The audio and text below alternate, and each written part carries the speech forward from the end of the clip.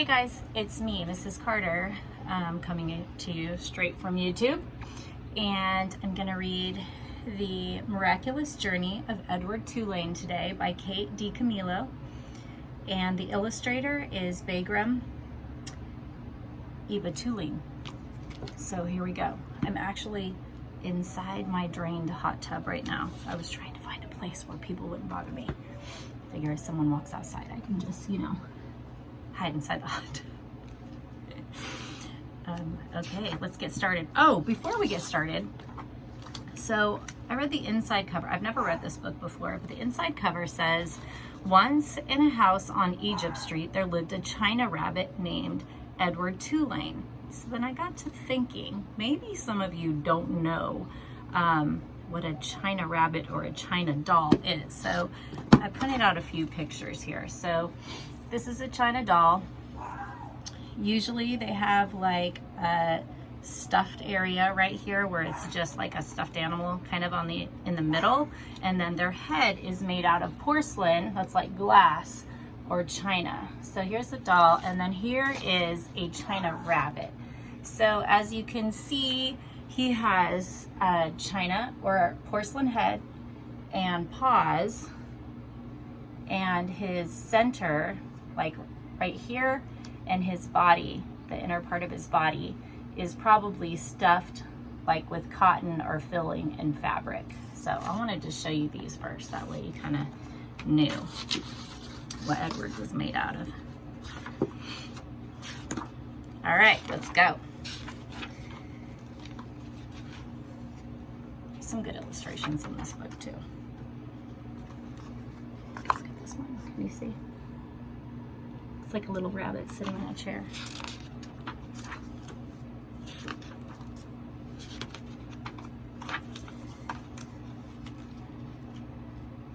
The heart breaks and breaks and lives by breaking. It's necessary to go through dark and deeper dark and not to turn. From The Testing Tree by Stanley Kunitz. Uh-oh. Something tells me I might cry in this book. Can you see that? Chapter 1. Once in a house on Egypt Street, there lived a rabbit who was made almost entirely of china. He had china arms and china legs, china paws, and a china head, and a china torso, and a china nose. Oh, so his torso wasn't stuffed. His arms and legs were jointed and joined by wires so that his china elbows and china knees could be bent, giving him much freedom of movement. His ears were made of real rabbit fur, and beneath the fur there were strong, bendable wires which allowed the ears to be arranged into poses that reflected the rabbit's mood. Jaunty, tired, full of ennui. His tail, too, was made of real rabbit fur and was fluffy and soft and well-shaped. The rabbit's name was Edward Tulane, and he was tall. He measured almost 3 feet from the tip of his ears to the tip of his feet. His eyes were painted a penetrating and intelligent blue. In all, Edward Tulane felt himself to be an exceptional specimen. Only his whiskers gave him pause. They were long and elegant, as they should be, but they were of uncertain origin. Edward felt quite strongly that they were not the whiskers of a rabbit, whom the whiskers had belonged to. Initially, what unsavory animal was a question that Edward could not bear to consider for too long. Oof. And so he did not. He preferred, as a rule, not to think unpleasant thoughts. Edward's mistress was a 10-year-old dark-haired girl named Abilene Tulane, who thought almost as highly of Edward as Edward thought of himself. Each morning, after she dressed herself for school, Abilene dressed Edward. The China rabbit was in possession of an extraordinary wardrobe composed of handmade silk suits, custom shoes fashioned from the finest leather and designed specifically for his rabbit feet, and a wide array of hats equipped with holes so they could easily fit over Edward's large, expressive ears. Each pair of well-cut pants had a small pocket for Edward's gold pocket watch. Abilene wound his watch for him each morning. "Now, Edward," she said to him after she was done winding his watch, "when the big hand is on the 12 and the little hand is on the 3, I will come home to you."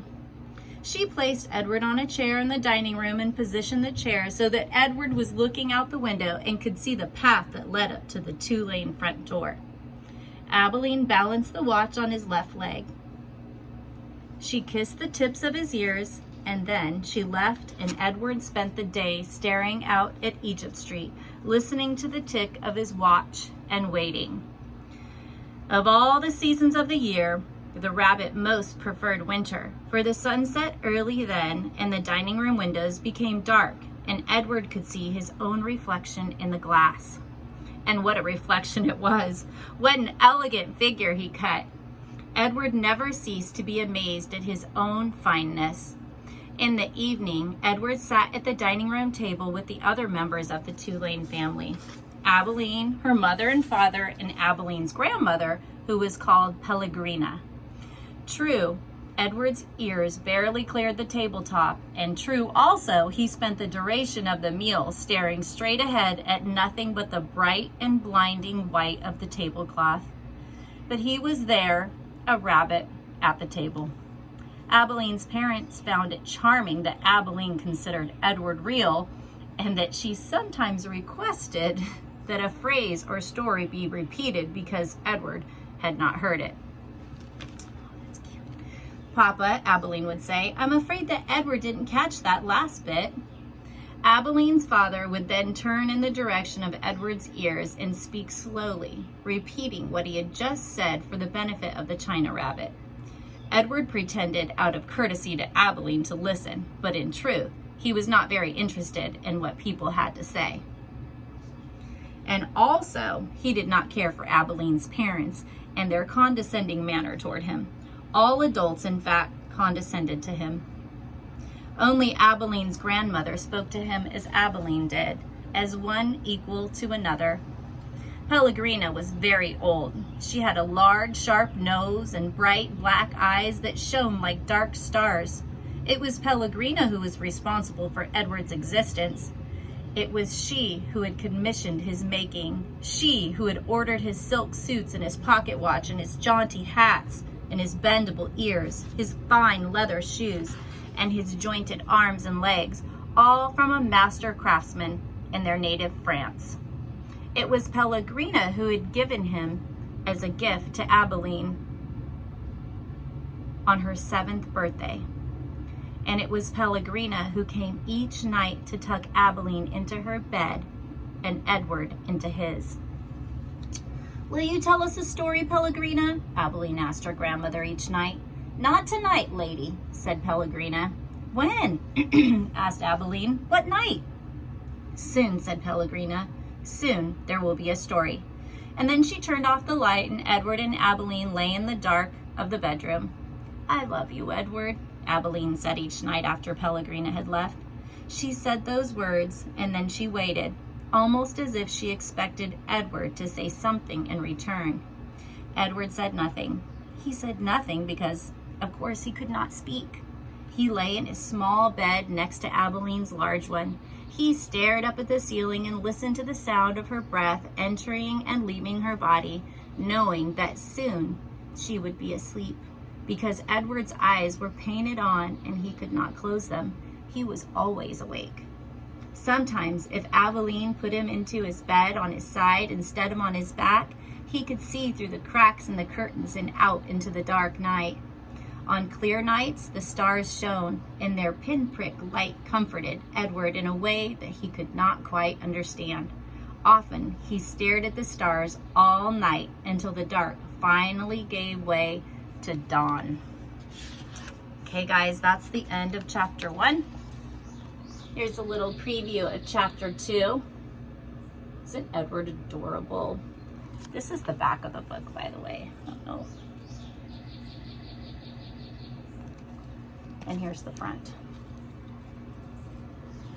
You want to make any predictions about that? Send me a message and let me know, providing you've never heard this book before.